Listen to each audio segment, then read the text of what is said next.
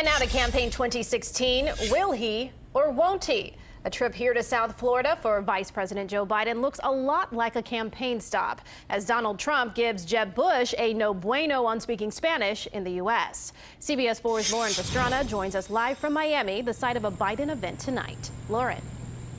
Erica, the vice president left here at about 9:30 this evening to head back to his Brickell hotel. This event was closed to the press, but he did speak publicly earlier today. But it's what he didn't say that keeps the rumor mill churning. I know I'm referred to the press, at least I have been, as the White House optimist.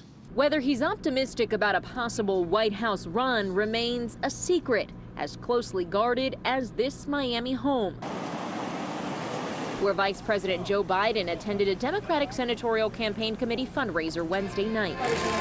Earlier in the day, the VP spoke at Miami-Dade College about the importance of STEM programs across the country and the value of federal support for community colleges. We have got to get into the business of allowing people to change their lives so we have the best educated population in the world. Mr. Biden also spoke of what he calls a resurgence of the American economy, but he left the question of whether he'd run for the presidency unanswered. The latest Quinnipiac poll of Democrats and Democratic-leaning voters shows the vice president trailing Hillary Clinton and Bernie Sanders should he choose to seek the nomination. Go in and vote! Go in and vote! On the Republican side, Donald Trump continues to lead the pack in many polls while throwing jabs at his opponents. On Tuesday, former Florida Governor Jeb Bush got in one of his own.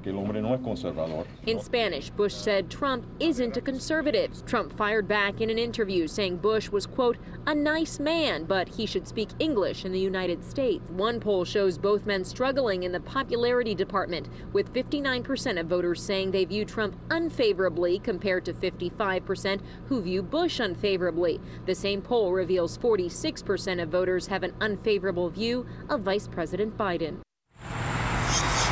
And just in tonight, the Republican National Committee is actually challenging all of the GOP candidates to sign a loyalty pledge, basically vowing to not seek a third-party bid for the White House in 2016. Should it come to that, this seems to be targeted at Donald Trump, who said he would do just that if he doesn't win the GOP nomination. Trump is set to meet with RNC Chair Reince Priebus tomorrow.